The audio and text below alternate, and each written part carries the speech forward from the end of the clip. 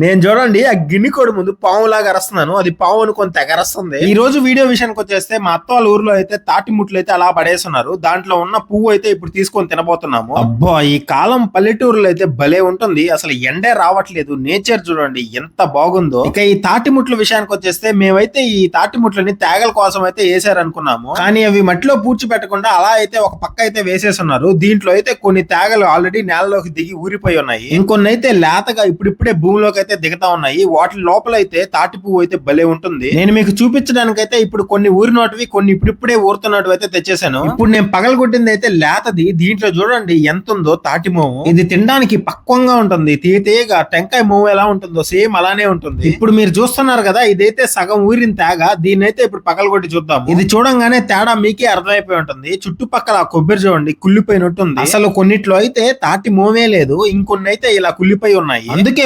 ఊరినట్టుగా ఉండే తాటి ముట్టలు అయితే మోవు తినడానికి అయితే అనుగుణంగా ఉంటుంది. దీన్ని మీరు ఎప్పుడైనా ట్రై చేసి ఉంటే ఈ వీడియో కింద అయితే ఒక కమెంట్ చేయండి. అలానే ఇలాంటి మరెన్నో వీడియోస్ కోసం ఇంకా మీరు ఎవరైనా మన ఛానల్ సబ్స్క్రైబ్ చేసుకోకుండా ఉంటే సబ్స్క్రైబ్ చేసుకోవచ్చు కదా.